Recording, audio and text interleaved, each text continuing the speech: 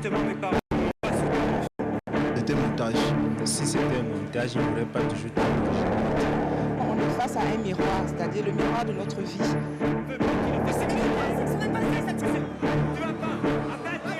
Ouvrir tout à coup de sa femme à une liaison, ce n'est pas évident à gérer.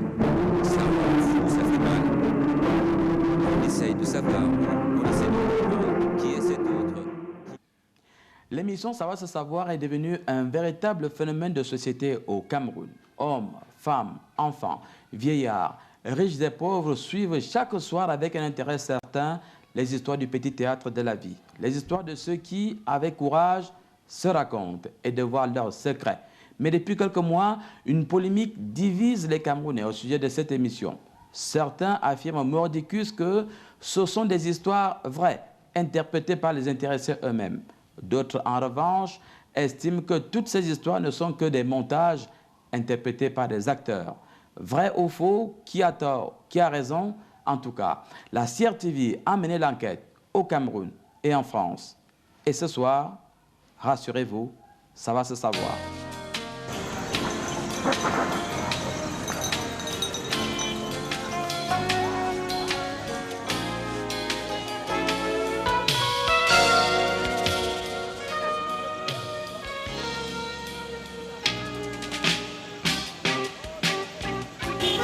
Au Cameroun, les soirs se suivent et se ressemblent. À 19h, la nature a déjà complètement couvert son épais manteau noir sur l'ensemble du territoire. Ici, tout le monde aspire au repos après une rude journée de travail.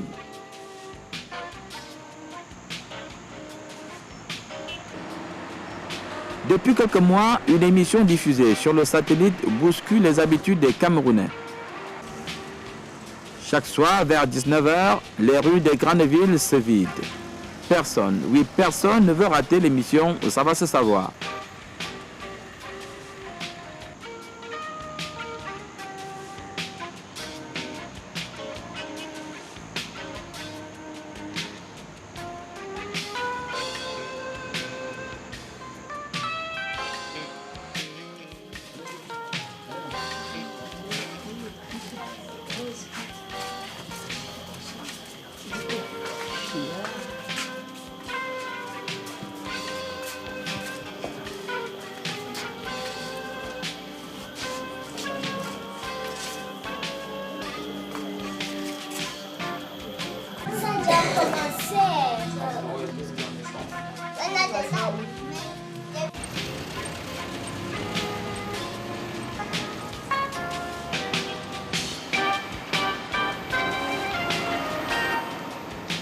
Dans certains quartiers populaires de Yaoundé, la capitale, où la réception des images par satellite n'est pas la chose la mieux partagée, c'est un groupe qu'on suit avec une attention particulière, l'émission présentée par Simon Monceau.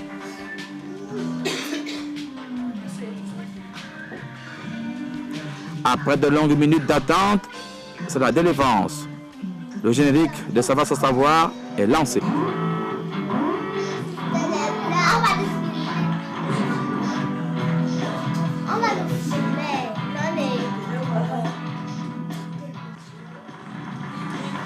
C'était pour rire que j'ai regardé ta femme avec ce petit regard qui ne trompe pas. Pas encore, c'était pour rire que je me suis permis de lui téléphoner ou de l'inviter, ou plus si affinité. Ce soir, Jean-François ne s'amuse pas. Ce soir, son histoire, ça va se savoir. Ça fait 5 ans que je suis marié avec Anne. Et ça se passe plutôt bien entre nous. Et par ailleurs, ça fait 10 ans que je connais Eric, qui est mon meilleur ami. Et au début, j'étais très heureux que lui et ma femme s'entendent très bien. C'est pas toujours le cas, j'ai souvent vu des histoires d'amitié s'arrêter après un mariage. Donc je trouvais ça très très content.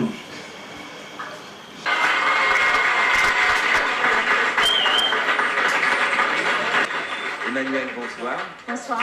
Vous avez 29 ans. Alors, s'il te plaît.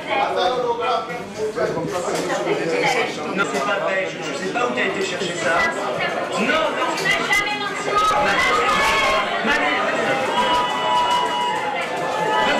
peux parler un petit peu là.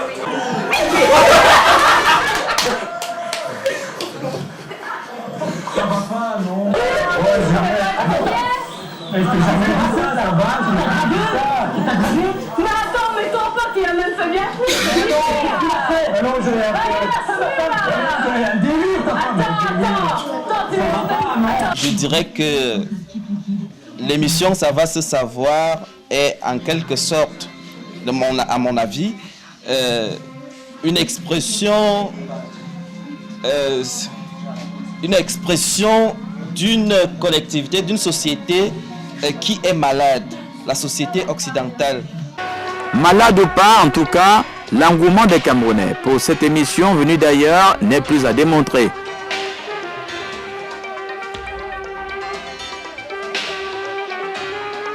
Elle intrigue tellement les Camerounais que le journal Mutation a décidé d'en savoir un peu plus sur sa conception et sa réalisation.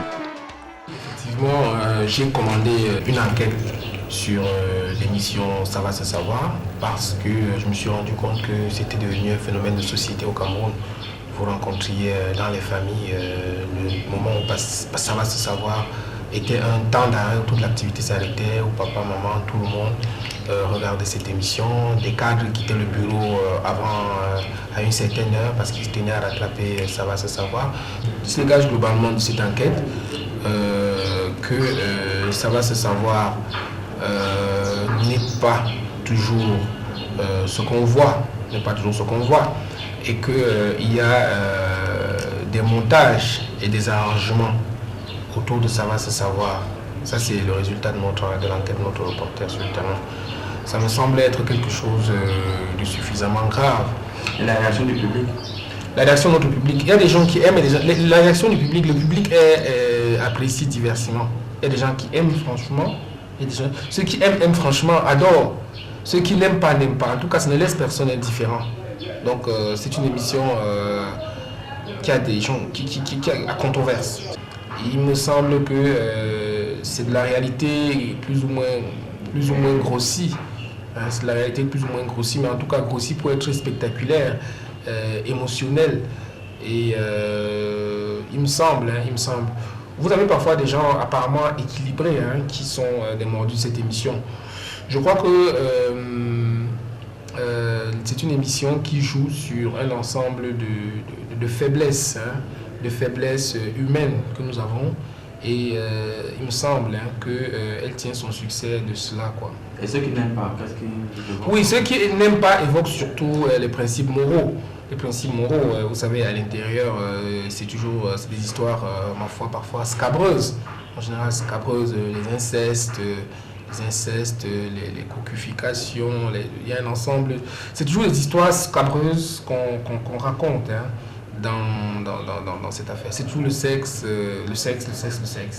Je trouve que sur le plan déontologique, c'est quelque chose d'assez grave et que il y a ma foi matière à réflexion autour d'un programme comme celui-là. Les commerçants, eux, réfléchissent autrement. L'émission accroche, alors il faut en profiter au maximum. T-shirts et autres gadgets au nom de Ça va se savoir sont confectionnés ici et là. Le titre de l'émission fait recette. Ça a été une inspiration par rapport déjà à ce qu'on avait comme émission et qui faisait vraiment, ça attirait l'attention des Camerounais, quoi. Bon, je me suis dit, ça va se savoir, ça va m'attirer de la clientèle, ça va faire en sorte que les gens découvrent ce qui a caché là chez moi. Parce qu'à un moment donné, j'ai eu des gens qui se disaient, bof, ça va se savoir. Et puis bon, ils arrivaient, ils mangeaient, ils buvaient. Après, il y en a qui me demandaient, madame, qu'est-ce qui va se savoir vraiment? Je leur disais, bon, ce qui est juste, c'est que ça se sait déjà. Franchement, je ne vous cache pas, ça m'a fait du bien. Il est vrai que certains en ont tiré profit, mais la polémique au sujet de cette émission est loin de s'estomper. Personnellement, je ne crois pas que je puisse aller exposer ma vie privée. Parce que vraiment, c'est difficile. De ma part, je ne peux pas. Donc voilà pourquoi je pense que ces gens-là, c'est vraiment... Parce qu'il y a souvent de l'émotion. Parfois, moi-même, les larmes m'en viennent aux yeux quand on raconte une histoire réelle. Bon, pourquoi aller éclater en sanglots devant la caméra? Donc, c'est par honte aussi, par souci de préserver ma vie privée. Donc, je ne peux pas aller me présenter à une émission. À mon avis, je crois que les histoires sont vraies, mais je ne suis pas du même avis que ceux qui pensent que ce sont les victimes elles-mêmes qui se présentent sur le plateau. Donc à mon avis, je crois peut-être que ce sont on prend certaines personnes, d'autres personnes pour interpréter ce que les autres ont effectivement vécu. Au départ, même j'avais cru que c'était faux. C'était une mission fausse, mais à la fin j'ai compris que c'est une mission vraie. En plus de ça, même elle est instructive dans le fait où les Blancs nous apprennent comment on peut aussi vivre demain. Parce que certains Camerounais, certains Africains ne peuvent pas dire devant les écrans. C'est comme peut-être un sujet, les sujets tabous. Je suis encore en train de me poser des questions, donc je ne sais pas exactement si c'est la réalité ou c'est une fiction, je ne sais pas. Quelque part, moi je me dis que c'est des montages. Parce qu'il y a quand même des vérités qui se disent là-dedans, qui sont quand même tout crues et c'est un peu inventé. Moi je pense que ça peut être un montage, mais ce qui est plus important, c'est la leçon à retenir. À mon avis, je pense que c'est un montage parce qu'il est difficile. Il est difficile que des personnes puissent venir à l'écran et dévoiler, c'est-à-dire que leur vie intime. Bon, c'est un montage, c'est pas possible. Si c'était un montage, il n'y aurait pas toujours tant d'originalité. Et puis l'impression est souvent vraie, paraît souvent vraie, aussi l'émotion. Dans cette émission, on est face à un miroir, c'est-à-dire le miroir de notre vie. Et ce sont des événements qui arrivent tous les jours. Moi, je ne sais pas, mais je ne sais pas si c'est utile pour un pays comme le nôtre, parce qu'en Afrique, nous savons que c'est assez... les histoires de famille sont assez secrètes. Et comme on dit, on lave le linge sale en famille. Donc, je ne sais pas si c'est assez utile pour notre pays. Je ne pense pas que ce soit vraiment utile. Non, ça va se savoir. Au début, je croyais que c'était quelque chose de vrai. Mais je me suis rendu compte aujourd'hui que ça devient une répétition, ça devient monotone, les mêmes histoires, la même chose. Donc je me suis rendu compte que c'est devenu plutôt comique. C'est une pièce théâtrale, bien montée. Bon, ça va, mais ce qui m'ennuie, c'est que c'est la même chose tous les jours. Ce sont les histoires que nos parents ont eu à vivre et que nous-mêmes on vit à ce moment. Donc je me dis que c'est une émission importante et on aime bien cette émission au Cameroun. It's a very interesting program. Myself, I've not been able to watch it. But as people talk, it of course interesting. Now they are repeating everything. He should find further ideas, try to bring new things into the program. I'm sure it will continue to be interesting, attract viewers all over. Ça nous apprend beaucoup de choses, comme ça nous dit combien de fois les parents sont capables de violer leur propre fille. Les copains sont... Nos copains sortent souvent avec nos copines derrière nous. Ça nous apprend beaucoup de choses côté sentiments. Que ce soit un montage ou pas, c'est une émission qui cultive, qui relate les faits réels de la société que nous vivons.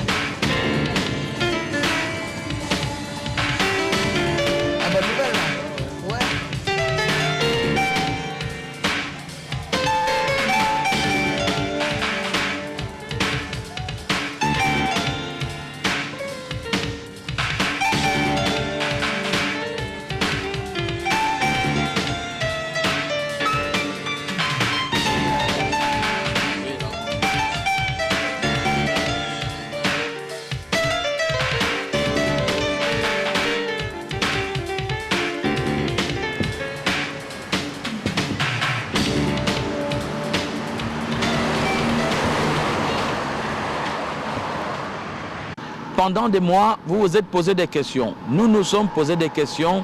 Ils se sont posé des questions, demeurées sans réponse sur l'émission Ça va se savoir. Eh bien, nous y sommes. Et dans quelques instants seulement, vous saurez tout sur Ça va se savoir et sur son présentateur vedette, Simon Monceau.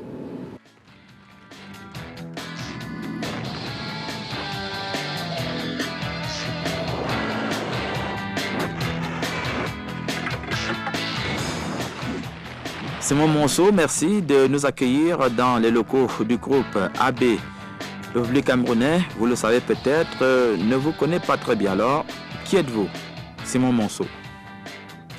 Alors d'abord, je voudrais vous rassurer, il n'y a pas du tout qu'au Cameroun où les gens ne me connaissent pas très bien, en tout cas ne connaissent pas mon passé. C'est vrai pour toute l'Afrique, mais c'est vrai aussi pour l'Europe, sauf pour les gens qui ont travaillé avec moi ou avec qui j'ai travaillé. Disons que ce qui est amusant, c'est que c'est la première fois que j'ai fait de la télévision.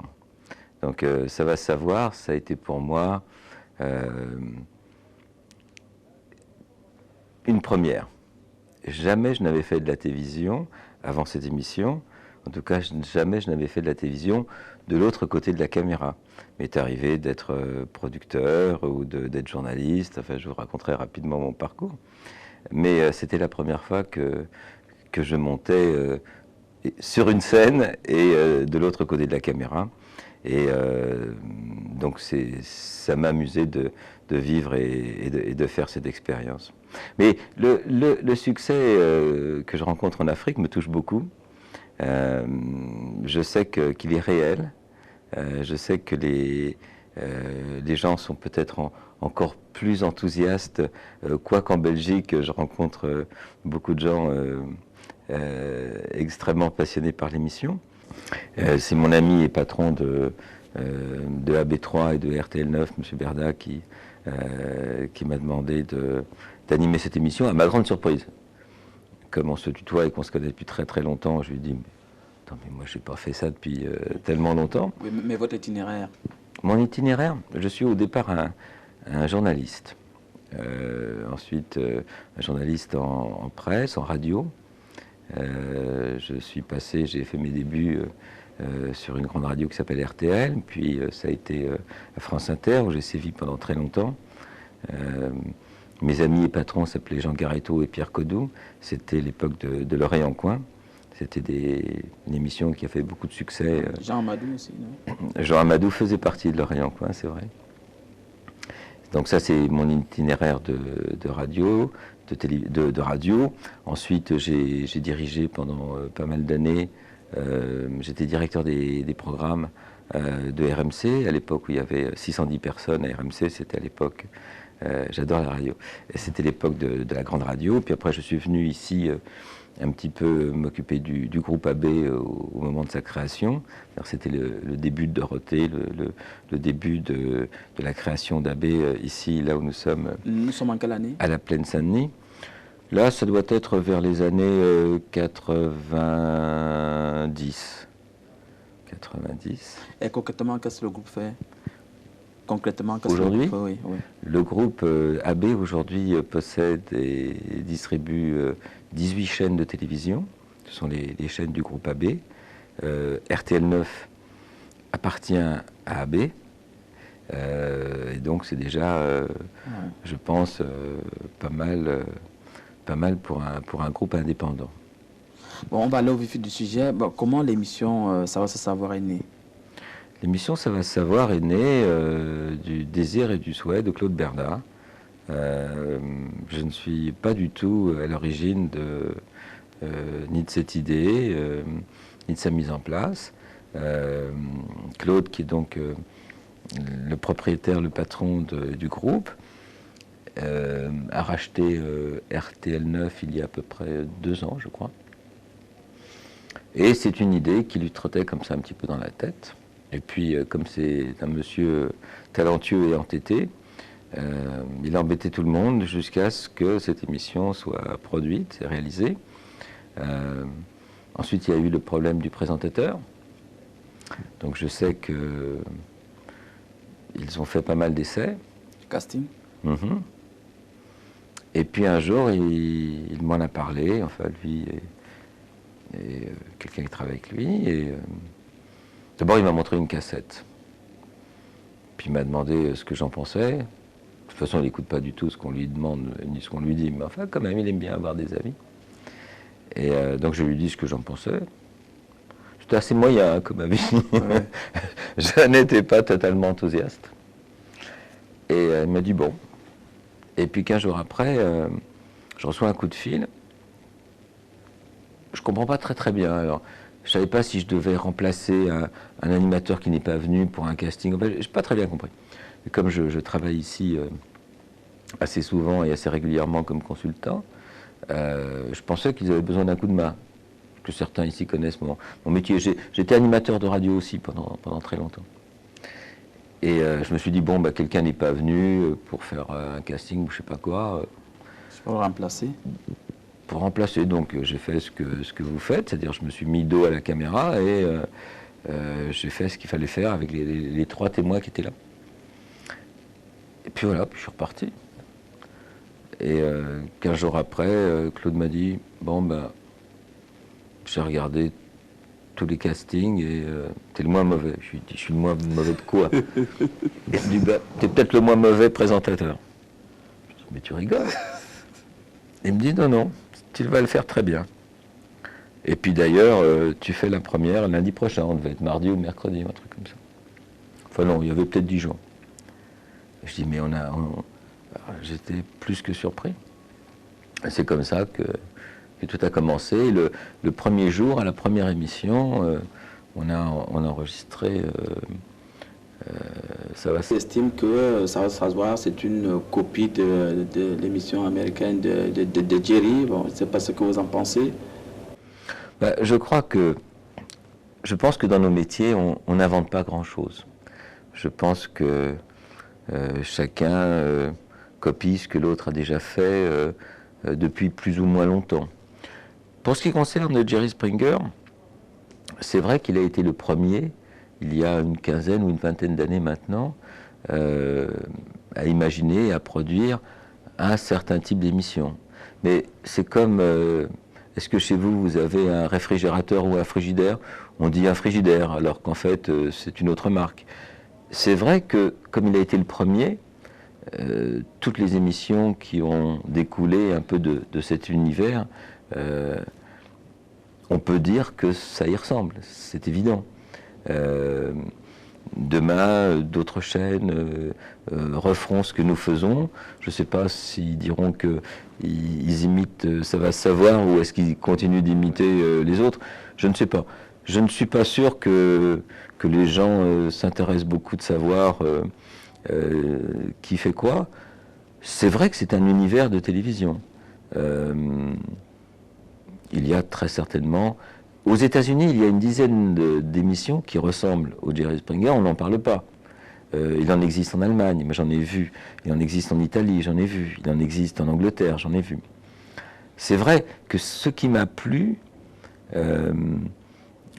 dans cet univers, c'est que, comme je ne suis pas du tout un animateur professionnel, moi ce qui m'a plu, c'est de ne pas regarder la caméra. Alors ça, j'ai trouvé ça formidable. Je me suis dit, parce qu'il y a des cas... Alors moi, je suis arrivé la première fois sur le plateau, il y avait 80 personnes en public, 6 caméras, des gens partout, les 3 invités. Et j'ai essayé de faire ce que je faisais en radio, lorsque j'étais animateur ou producteur. J'ai essayé d'écouter. Et d'écouter les gens parler. Vous avez fait un peu de théâtre? Non, jamais. Jamais. J'ai fait une expérience de cinéma, il y a à peu près 1 an et demi. J'avais rencontré un vieux copain qui s'appelle Jolivet, Pierre Jolivet. Et je lui dis, écoute, je suis en train de faire le bilan de tout ce que j'ai pu faire dans ma vie, de bien ou de pas bien. Il y a une chose que j'aurais peut-être aimé faire et que je n'ai jamais fait, c'est savoir si j'étais capable de faire comédien. Alors je lui dis, si un jour tu as quelque chose, passe-moi un petit coup de fil, j'aimerais essayer, si c'est possible, parce que je sais combien le cinéma, c'est cher et qu'on ne peut pas beaucoup se tromper. Et il m'a rappelé, 3 semaines, 1 mois après, il m'a fait lire un script, et j'ai joué un petit rôle dans un film qui s'appelle Ma petite entreprise, avec Vincent Lindon. Et moi, le jour du tournage, mais je me suis trouvé mauvais. Et alors je me suis dit, mais qu'est-ce que j'ai été faire dans ce truc, mais c'est horrible. Et puis lorsque le film sort, en tout cas avant sa sortie, mes enfants m'appellent, papa, t'es au cinéma. Je dis, mais le film n'est pas sorti. Oui, mais t'es dans la bande-annonce. Alors je pensais que j'avais une petite image de la bande-annonce. En fait, ma scène qui était très courte est devenue la bande-annonce du film. Et apparemment, donc, ils ont été contents de cette première prestation, ce qui m'a donné confiance et m'a permis d'oser répondre oui à cette demande qui était faite. Oui. Alors, pendant l'émission, vous êtes vous-même ou parfois vous êtes obligé de jouer un peu, de faire un peu de comédie? Tout comme vous qui m'interviewez. On est un peu soi-même et puis on compose aussi le rôle qu'on peut attendre de vous. Je crois qu'aujourd'hui, très gentiment, vous me demandez une interview que je vous accorde avec plaisir. Alors vous jouez le rôle du monsieur qui fait l'interview et moi celui du monsieur qui répond. D'accord? Dès que la caméra sera coupée, on va se parler autrement. Alors, quel est l'objectif de l'émission? C'est l'audimat? C'est l'intérêt? Vous me posez des questions trop compliquées. L'intérêt L'intérêt et l'objectif de l'émission, si vous venez me voir, c'est qu'elle a un certain intérêt. Bah, c'est déjà formidable. Oui, mais pour les producteurs, je suis pas producteur. Présentateur. Mais quand on vous dit dans la rue, c'était bien. Pour le présentateur, c'est vrai que le succès de l'émission est un élément extraordinaire. Parce qu'inattendu. Je veux dire, c'était ni mon métier. J'ai fait ça. Bon, je dois avoir quelques qualités au fond, mais ces qualités-là, je les avais avant et je les aurai après. Si l'émission s'arrête demain, moi, je ne vais pas beaucoup changer. Hein. Bon. Mais c'est vrai que c'est très plaisant de faire quelque chose qui fonctionne, hein, ou quelque chose de populaire qui fonctionne. Je sais que nous avons été tout au début un peu attaqués par des gens qui trouvaient ça... surtout en France, on parlait de télévision, en France, en Belgique, télévision poubelle, tout ça. Bon. Bon, mais moi, j'aime la provoque. Qu'est-ce que vous en dites? Moi, j'aime la provocation. Moi, j'ai toujours aimé la provocation et j'ai toujours aimé être sur le fil de c'est bien, c'est pas bien. Mais chacun de nous avons notre morale. J'ai la mienne, j'ai mon éthique, j'ai ce que je trouve acceptable et j'ai ce que je trouve pas acceptable. C'est mon problème. D'accord? Moi, ce qui me plaît, puisque c'est votre question, mais la télévision poubelle, je m'en fiche totalement, j'assume. Si je ne devais pas assumer, d'abord les gens le verraient. Il y a d'autres émissions de télévision où les animateurs n'assument pas ni ce qu'ils sont ni ce qu'ils font, et ça pue. Ils sont mauvais à chier. Ils sont mauvais, pourquoi? Parce qu'ils n'assument pas ce qu'ils font. Je crois qu'il faut assumer et oser faire ce qu'on fait, ou alors il ne faut pas le faire. Donc moi j'assume 100% de ce que je fais. Alors ensuite, les qualificatifs qu'on peut porter sur l'émission, poubelle, pas poubelle, tant mieux, tant pis. Et puis en plus, ça change vite. De poubelle, on est devenu un peu moins poubelle. Aujourd'hui, en Belgique, par exemple, on est en train de prendre des parts de marché énormes. Les gens ne nous attaquent plus en nous disant des mots. Ils essayent de nous faire interdire par des voies politiques ou économiques, etc., parce que ça gêne leurs petites affaires sur d'autres télévisions commerciales. D'accord? Donc, les choses évoluent. Et puis, c'est devenu un succès populaire, donc ça répond aussi à quelque chose. Et ça, c'est vraiment très, très, très plaisant. Oui. Mais en Afrique, ce n'est pas tous les jours qu'on voit les gens venir déballer leurs problèmes sentimentaux comme ça. Mais la région parisienne non plus. C'est pour ça qu'elle a été combattue en France? Je ne sais pas pourquoi ça a été combattu, parce que tout ce qui est nouveau ou choquant, c'est vrai que ça a été un symbole de... c'est le dernier degré et la dernière déchéance de la télévision. Bon, c'est un point de vue, moi j'en ai un différent. Oui, parce qu'en Afrique, au Cameroun notamment, on se dit, bon, les Blancs, vraiment, ils n'ont plus rien à faire, bon, ils sont obligés de venir parler comme ça des problèmes qui doivent s'aider à deux comme ça. On a eu des blagues aussi à l'émission qui étaient magnifiques. Moi, je me souviens d'une émission, une jeune femme était fiancée, elle devait rester vierge, etc. Je ne sais pas si vous avez eu l'occasion de voir. Bon, ben, il y avait 3 blagues sur le terrain, puis il y avait 3 blagues sur le plateau, il y avait des blagues dans la salle, c'était tout aussi animé. Et je ne pense pas que ce soit blague ou pas blague. Et je crois qu'aujourd'hui, justement, ce qui est magnifique à la télévision, c'est qu'elle devient mondialiste, elle devient du monde entier. C'est-à-dire que moi, c'est ce que j'aime aujourd'hui à la télévision. Savoir qu'un événement se passe à un endroit du monde et qu'il y a X millions, et c'est notamment pour toutes les transmissions de sport, qu'il y a tant de millions de personnes qui regardent partout en même temps, malgré certains décalages horaires, etc. La même chose, moi je trouve ça totalement magique. Est-ce que les sujets abordés dans l'émission peuvent permettre à certaines personnes peut-être de mieux appréhender leurs problèmes futurs ou présents? Est-ce que vous avez des réactions des spectateurs, des téléspectateurs? On a de tout, on a du bien, on a du moins bien, on a des gens qui adorent. Je crois que la morale, ou ce qu'on peut en tirer, je crois que c'est à chacun de nous de le faire, c'est à chacun de nous de l'imaginer. Moi, je sais que mon sentiment est de dire qu'il n'y en a pas de meilleur que d'autres, ou il n'y en a pas de moins bon que d'autres. Alors c'est vrai que parfois, le public est très vif, très critique, on a l'impression que c'est les jeux du cirque, avec on va l'exécuter, on va le garder en vie. Mais au fond, le public, c'est aussi celui qui est derrière l'écran. Moi, j'imagine qu'il y a les gens qui sont derrière l'écran, j'imagine qu'il y a les gens dans le public, et les gens qui sont dans le public, pour moi, sont quand même les représentants de ceux qui sont derrière leur écran, même si on n'a pas envie de ressembler forcément à ceux qui sont là, qu'on traite de je sais pas quoi. Bon. Et puis il y a les gens sur la scène qui sont aussi les représentants de chacun de nous. Et même si parfois on les critique, on les trouve vraiment pas terribles, je crois qu'on n'est pas forcément beaucoup mieux que ce qu'ils disent, ce qu'ils font, ce qu'ils racontent. Ça aurait pu nous arriver. Peut-être que nous, on ne le dit pas. Peut-être que ça ne se dit pas entre nous. Là, on le dit. Alors, je ne sais pas si c'est blanc ou si c'est pas blanc. Là, on retrouve le Simon Monceau de l'émission. Peut-être. Là, on ne le dit pas. Et ces costauds qui sont toujours à côté là, la sécurité, quel est un peu leur rôle? C'est d'éviter la casse? Oui, parce que c'est exactement comme un videur de boîte de nuit. C'est pas comme un boxeur. C'est-à-dire qu'ils sont là pour éviter que les choses, ou lorsqu'elles arrivent, ne dégénèrent. Je veux dire que c'est sûr que parfois, dans certaines situations, le recours à la force ou à la violence semble être irrémédiablement la réponse. Le fait qu'il soit là réfrène déjà peut-être certaines ardeurs. Et lorsque ça va un petit peu loin, je pense qu'ils sont là pour calmer les choses et faire en sorte que les gens ne puissent pas se toucher vraiment, quoi. Safia, vous avez 22 ans, vous êtes caissière, vous êtes de La Garenne-Colombe.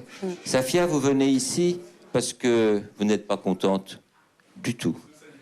Vous aviez une idée de la vie, une idée du garçon avec qui vous deviez vivre, avec qui vous souhaitez vivre, et puis vous avez l'impression que vous avez été trompée.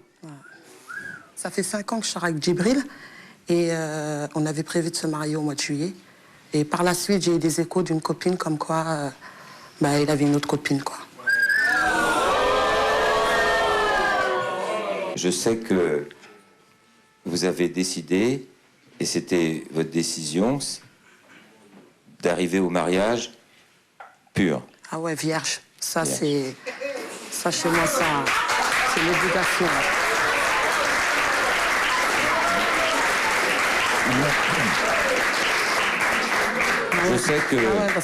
Je sais que cela peut paraître surprenant. De quoi surprenant? Garder la virginité? Garder la virginité aujourd'hui, jusqu'au mariage. Je ne dis pas que c'est bien, je ne dis pas que c'est pas bien. Je dis que c'est surprenant d'entendre quelqu'un oser dire ça.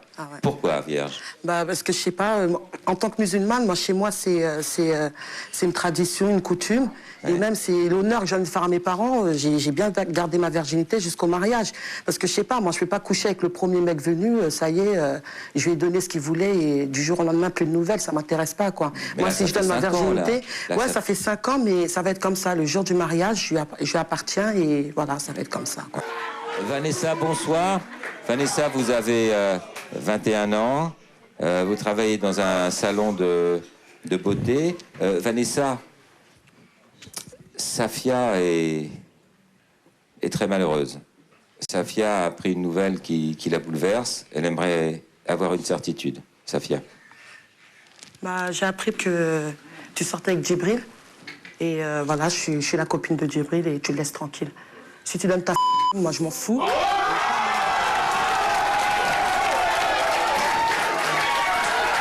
Tu parles de quel Djibril là? Bah, attends, elle me pique mon mec et elle me demande de quel Djibril non, je parle. parce que moi je pense pas qu'on sort avec le même Djibril. Attends, parce que moi je suis non, là, ou quoi? Écoute, non, je suis pas venue ici. D'abord, tu suis pas ta copine, tu parles.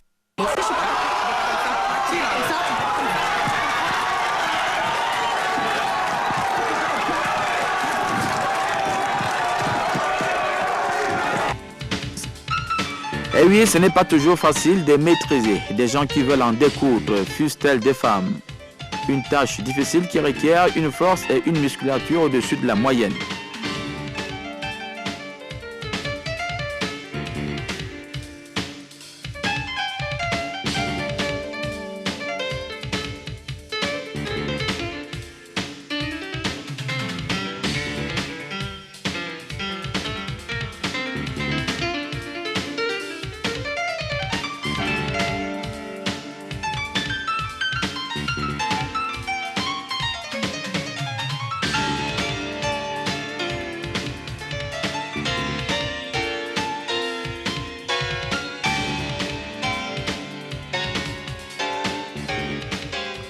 À Orléans, en France, nous avons retrouvé Jean-Luc, l'un des videurs vedettes de l'émission Ça va se savoir. Et gentiment, il nous a raconté son histoire. C'est un hasard de circonstances, c'est-à-dire, je me promenais, j'ai été repéré dans la rue et donc on m'a posé quelques questions et effectivement j'ai été recruté à Ça va se savoir. Je pense que c'est à cause de mon physique, oui, et le look que j'ai actuellement, quoi. Enfin, la petite barbe décolorée, bon, ça fait plaisir aux filles de temps en temps. Ouais. Mais donc sinon, oui, je pense que c'est à cause de ma carrure et du sport que je pratique. Donc je pratique de la lutte gréco-romaine et du kickboxing à Orléans, à Saint-Jean-de-Brie, plus exactement. Et donc dans une salle de musculation ici où que je m'entretiens, j'entretiens mon physique. Ouais. Vous le faites combien de fois par semaine? Alors les entraînements, bon, c'est pratiquement tous les jours, mais c'est différents sports. C'est-à-dire le lundi, je vais faire un peu de kickboxing, le mardi un peu de musculation et le reste de la semaine, c'est la lutte gréco-romaine. C'est le sport que je pratique le plus. Mais comment ça se passe à Ça va se savoir? Est-ce que vous n'avez pas encore eu des cas très très compliqués là-bas? Des cas compliqués, si, on en a souvent. C'est si, on en a souvent. On en a souvent, mais bon, faut savoir maîtriser sans faire trop de mal. Parce que dans l'ensemble, c'est que des victimes. Dans la vie, qu'est-ce que vous faites au quotidien? Quelle est votre profession? Alors, donc, mon quotidien, je suis garde du corps. Donc, je suis garde du corps. Ça va de la célébrité aux industriels. Sinon, je travaille aussi en discothèque, bon, ça m'arrive. Une discothèque à Orléans, le Gardels Club.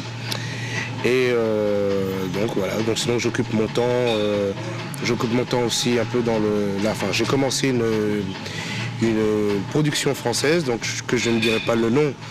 Hein, c'est la notoriété que j'ai pu avoir grâce à Ça va se savoir, de tourner dans un film. Donc on commence le tournage en janvier, donc vous serez tous au courant et donc là je prépare un an de tournage quand même, un an de tournage. Donc je tenais à vous présenter mon préparateur physique pour le film dont vous allez être au courant bientôt. Et Philippe, donc je vous présente Philippe d'Iron Gym à Orléans. Ouais. Bon, on va faire un entraînement général, hein, c'est-à-dire que tu vas venir combien de fois par semaine à peu près? À peu près tous les jours. À peu près tous les jours. Donc chaque jour, on va faire un entraînement différent, travailler des muscles différents, afin qu'à la fin de cette période, il ait un physique bien équilibré, quoi.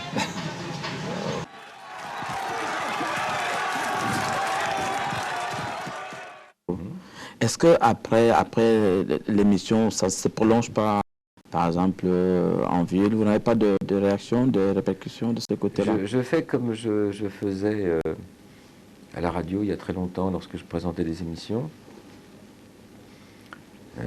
J'essaye d'oublier ce que je fais pendant le tournage pour devenir un peu une autre personne après. Et pour pas prendre la tête, pour pas me donner un rôle qui n'est pas le mien. Je suis ni psy, ni médecin. Et je pense que si je devais trop m'impliquer dans des histoires ou dans des gens, je pense que j'en aurais ni la force ni la qualité. Là, je pense que c'est un autre métier. Donc, je ne veux pas savoir avant et j'ai pas vraiment envie de savoir après. Même si c'est un peu lâche, non pas que ça ne m'intéresse pas, mais je pense que ce n'est pas mon rôle. Mais il y a quand même des gens qui vous écrivent, par la suite vous disent, bon, merci, vous avez résolu mon problème. Oui, ils m'écrivent personnellement. Ouais. Et qu'est-ce que vous ressentez? Ben, je suis content quand, au fond, on a pu peut-être servir à quelque chose. Les gens se demandent, vous avez une petite boucle en argent? Non, non, c'est un diamant. Un diamant, ouais. Je ne sais pas s'il vient du Cameroun ou pas. Mais non, peut-être de Centrafrique. Oui, ben ça a une signification? C'est... Non, ça n'a pas d'autre signification que ce que c'est. Mais ça a quand même une signification au fond, parce que le fait de poser la question prouve bien que ça dérange. Non, que les gens veulent comprendre. C'est pareil. Bon. Ce n'est pas habituel. D'accord? Oui. Et ça me permet, alors aujourd'hui je vous reçois ici en pull-over et en chemise ouverte. La plupart du temps, je suis à peu près comme vous me voyez à l'émission, c'est-à-dire en chemise, en cravate, en veste et en pantalon. Ça me permet de supporter la cravate, la chemise et la veste.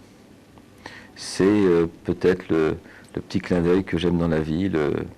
Vous parliez tout à l'heure d'un peu de provoque. Oui, c'est pas grand-chose, mais ça suffit.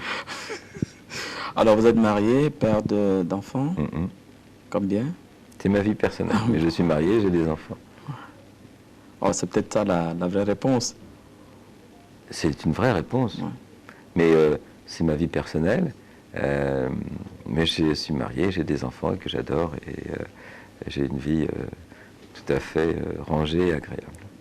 Nicolas, bonsoir. Bonsoir. Nicolas, vous avez 38 ans, vous êtes quincaillier, vous habitez Lyon. Tout à fait. Votre venue sur ce plateau ce soir, c'est parce que dans votre couple, une personne est là et elle vous dérange. Cette personne, c'est la belle-mère. C'est la belle-mère, ouais. Mais c'est vraiment si grave que ça ou... Parce que parfois on en rit, parfois on en sourit, et d'autres fois, c'est peut-être plus délicat à vivre. C'est quand même assez dur, c'est assez lourd, c'est assez pénible, oui. C'est relativement pénible. Faites-nous rire un petit peu, ça se traduit comment dans les côtés désagréables, ou est-ce que c'est que grave? Non, c'est désagréable et c'est grave à la fois parce que ça devient lourd, pesant, elle est là tout le temps. Elle habite chez vous? Non, elle habite pas chez nous, mais presque. Elle est au magasin, elle est là tout le temps, parce que je travaille avec ma femme, hein, puisqu'on tient le magasin tous les deux. Elle vient au magasin, quand elle vient pas, elle téléphone. Quand elle téléphone pas, c'est ma femme qui téléphone. Ça devient... c'est pesant, quoi. C'est vraiment... Donc il faut, je crois, qu'elle sache, ma femme et sa mère sachent que pour moi ça devient insupportable, quoi. Mais Nicolas nous a dit, c'est ma belle-mère ou ma femme ou moi. Mais tu peux pas me demander ça. Comment ça? Ben non. Bah, On peut pas demander quelqu'un de renoncer à sa mère. On ne m'a jamais dit que j'étais trop présente. C'est nouveau aujourd'hui. C'est nouveau aujourd'hui. Pourquoi? Parce qu'il est dans une meilleure situation financière et qu'on a peut-être un peu moins besoin. Allez-y, ne vous arrêtez pas. Je vous écoute. Tant il n'y a pas eu les enfants, je n'ai pas été présente. À partir du moment où il y a eu les enfants, la situation n'était pas extraordinaire, puisqu'il voulait absolument cette boutique. Je l'ai d'ailleurs aidé financièrement à Ça l'arrange bien d'oublier certaines choses. Parfois, on rit au petit théâtre de la vie. Parfois, on pleure. On pleure parfois de bon ou de mauvais cœur. Le cœur, parfois, nous joue des tours, de mauvais tours. Le cœur lâche. Le cœur nous lâche. Le cœur nous abandonne. Le cœur a ses raisons. Le cœur n'a pas toujours raison. Il nous joue des tours. Un petit tour et le cœur s'en va. Mais avant de partir, on a parfois envie de se faire plaisir. Un dernier petit plaisir. Un plaisir dont on a rêvé toute sa vie durant. Une vie qui s'achève, ou presque un rêve qui s'achève. Je suis mariée à Steve depuis 7 ans. Nous avons 2 enfants, 6 et 4 ans, Charles et Julie. Il y a quelque temps de cela, j'ai eu une discussion avec mon mari parce que nous habitons dans un tout petit appartement. Et donc je lui ai proposé qu'il serait peut-être temps de mettre un peu d'argent de côté pour pouvoir s'acheter une maison. Et de là, il m'a répondu que c'était pas possible parce que il avait déjà commencé à mettre de l'argent de côté et que c'était pas pour ça, c'était pour son père. Comment ça pour son père? Eh bien, le père de Steve souhaiterait finir ses jours en Toscane. Et donc, Steve, qui est un mari, mais vraiment exceptionnel et un fils très dévoué, a donc décidé de faire ce cadeau à son père, donc de lui offrir une maison en Toscane. Moi, ça m'a rendu un petit peu triste parce que... Pour vous, la Toscane, ça fait loin, surtout. Oui. C'est pas une maison, on peut y vivre. Ce n'est pas une maison, on peut emmener les enfants. Non. Je ressens un sentiment d'injustice. Je trouve que nous vivons dans un 3 pièces. Les enfants commencent à grandir et rester dans cet appartement, c'est plus possible. Alors, ce que je voudrais demander, en fait, à mon mari, c'est de ne pas acheter cette maison à son père et d'acheter une maison pour nous et les enfants.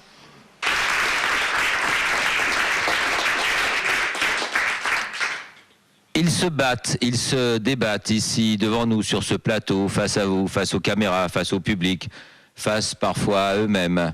Pas facile tous les soirs de venir se raconter ici au petit théâtre de la vie, surtout lorsque le théâtre est surchauffé, surtout lorsque le public est remonté, surtout lorsqu'on se retrouve face à soi-même ou face à face avec ce qu'on aime et qu'on aurait peut-être souhaité voir ailleurs, loin, au calme, loin de tout ce bruit, loin, caché. Mais non, c'est la vie qui va, la vie qui vient, la vie où ce qui lui ressemble un peu beaucoup, parfois pas du tout. Pourtant, ils sont nous, ni mieux, ni moins bien. Ils sont, et ça ce soir, ça va savoir. Bon, et puis ces histoires, est-ce qu'elles sont toutes vraies? Est-ce que ce sont les vrais acteurs? Est-ce que ce sont des scénarios qu'on écrit et puis que des acteurs viennent interpréter? Ça, c'est la question qui revient très souvent au Cameroun. Je ne m'intéresse pas, ne m'occupe pas et ne souhaite même pas savoir quoi que ce soit là-dessus. Parce que si je sais que lui c'est un vrai et que lui c'est un faux, ou que je sais pas quoi, je serai plus attentif aux gens, ni aux histoires, ni aux choses. Donc je ne vois jamais les personnes avant l'émission. C'est-à-dire que lorsque j'entre sur le plateau, je découvre l'histoire et je découvre les gens. Le reste, je ne souhaite pas m'en occuper. Non seulement je ne sais pas, j'ai interdit à ce qu'on me dise. Ouais. Mais sinon, quand vous posez des questions, vous connaissez déjà quand même l'histoire, vous savez que... Je connais l'histoire, oui. Ouais. Je sais, non pas forcément ce qui va se passer exactement, mais je connais les raisons qui font que la personne ou que l'histoire démarre. Et en termes de pourcentage, il y a combien de vrais, combien de faux? L'important, c'est qu'on continue de se poser la question aussi longtemps qu'on peut. Tant qu'on se posera la question, l'émission existera et on aura plaisir à la regarder. Si on veut que l'émission n'existe plus, ou que si on veut que les gens n'aient plus envie de la regarder, la production, et pas moi, peut vous dire il y a 23% de ceci ou 40% de cela. Et puis, à partir de là, mais nous on a été plus loin. Nous on est même prêt à dire que, je sais pas, c'est que faux ou que vrai, je sais pas. Ce n'est pas ça. D'abord, je ne peux pas vous répondre, parce que je ne le sais pas avec précision, et ensuite, je demande à chaque fois de ne pas le savoir. Je sais que c'est la question que les gens posent. Je ne suis pas sûr que c'est les réponses qu'ils attendent. Ouais. Parce que à chaque fois que les gens me posent la question, parce que c'est une des questions qu'on me pose le plus volontiers, que ce soit dans la rue, très gentiment, ou ailleurs, j'essaye de leur donner une réponse satisfaisante. Et les gens n'ont pas envie de savoir, avec précision. Ils posent la question, ils n'ont pas toujours envie de connaître la réponse. Parce que leur plaisir, ou leur bonheur, ou leur distraction, ou leur amusement, c'est aussi d'accepter d'être eux dans cette machine et d'être des spectateurs, tout comme moi, qui jouons un certain rôle. Mais c'est pas pour ça qu'on est malhonnête. Quand je joue mon rôle d'animateur, ou lorsque je suis animateur, j'essaye d'être honnête, d'écouter les gens avec attention, d'écouter ce qu'ils disent, ou d'écouter ce qu'ils ont à dire, ou d'écouter leur histoire. Je m'en fiche de savoir si celui qui est en train de me parler est un vrai ou un pas vrai. Je ne demande pas sa carte d'identité avant. Mais peut-être tout simplement parce qu'on a retrouvé une pratique ancestrale. J'y ai pensé un petit peu, en me disant, est-ce qu'on n'a pas refait un peu la palabre, hein, africaine, la palabre africaine, où on se met autour de l'arbre et on raconte on déballe ses soucis, on déballe tout en famille, en tribu, avec quelqu'un qui peut-être donne son avis. C'est le chef du village et pas du tout le sorcier. Et peut-être avons-nous retrouvé quelque chose de profond, quelque chose de vrai, même si tout n'est pas vrai dans l'émission, même si parfois nous nous servons de comédiens pour remplacer des gens, parce qu'on ne peut pas avoir à chaque fois 3 personnes forcément vraies sur une même histoire. Enfin bon, ce sont des anecdotes de production. Alors, une dernière question. Est-ce que, bon, vous pouvez nous improviser un pied, hein, pour les téléspectateurs qui nous regardent et qui vous regardent souvent à savoir se savoir? Je suis très touché des marques de sympathie. Souvent sur le site de RTL9, sur le site internet, je lis du courrier qui vient parfois de chez vous, beaucoup d'Afrique. Ça me touche beaucoup. Et qu'est-ce qu'on vous dit? On me pose parfois des questions, un peu celles que vous venez de me poser, donc je ne peux pas y répondre, puisque je ne suis qu'un petit animateur. Un petit animateur. Mais je lis avec attention les remarques, ou les critiques, ou les encouragements. Et si pendant 40 minutes, les gens pensent un peu à autre chose, ou de ce qu'ils vivent dans la journée, si ils oublient un petit peu leur quotidien et que de temps en temps on peut penser à l'autre à travers cette émission, on peut se distraire, on peut y trouver. Je crois que chacun peut y trouver. C'est l'objectif alors. Pardonnez-moi. C'est l'objectif alors. Je sais pas. Oui, parce que vous dites si pendant. Non, ce n'est pas l'objectif de l'émission au départ. Il n'y a pas eu au départ de choses compliquées, ou de on va faire ceci, on va faire cela. Claude a une idée, il dit je veux faire ça. Et ce dont je vous parle aujourd'hui, c'est de ce qui nous revient. Mais ce n'était pas pour ça que c'était l'objectif. C'est le résultat aujourd'hui du succès et de l'émission. Et si je ne trouvais pas ça satisfaisant, je pense qu'on aurait arrêté. C'est agréable et satisfaisant, pour l'instant on continue.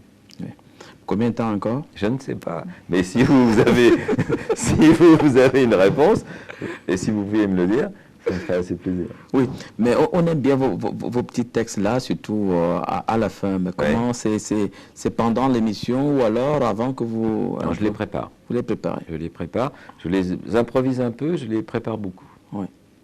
Parfois, comme je connais un peu l'histoire, j'essaye d'avoir un texte qui puisse coller à l'histoire.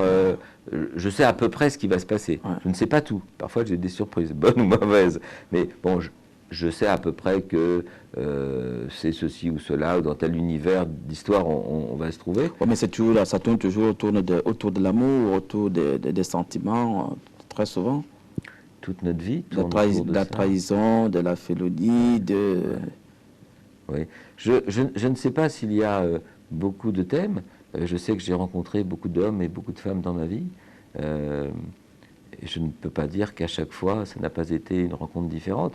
Et pourtant, c'est toujours un homme, c'est toujours un journaliste, c'est toujours une femme. C'est vrai que les sentiments sont toujours un peu peut-être les mêmes, je ne sais pas. Mais chaque histoire est différente, puisque chaque personne est différente. Mais mes textes de fin, ce que j'appelle mes pieds, parce qu'en journalisme, ça s'appelle un pied, et le début, ça s'appelle un chapeau. Je les écris. Chapeau et pied, je les écris tout seul. Donc vous allez nous improviser peut-être un pied pour la sortie? Un pied pour la sortie de cette émission. Je ne sais pas, en tout cas, j'ai eu plaisir à vous voir chez vous. J'espère que en nous regardant chaque soir, je crois que c'est 18h30, c'est ça? 18h30, à 18h30, parce qu'en en France et en Europe, c'est ou 19h30 ou 19h35. J'espère que vous avez plaisir à nous retrouver. Moi, j'ai plaisir à le faire. Je sais que vous êtes nombreux au Cameroun et en Afrique, mais particulièrement au Cameroun, à nous regarder. Et ça, bien entendu, ça va savoir si c'est ce que vous attendiez. C'est avec plaisir. Ça devait se savoir un jour. Eh bien, vous savez désormais tout sur l'émission Ça va se savoir. Bonsoir.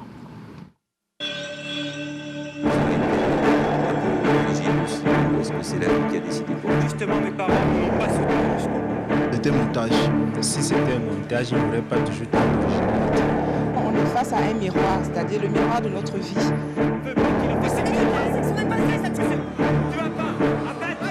Ouvrir tout à coup que sa femme a une liaison, ce n'est pas évident à gérer.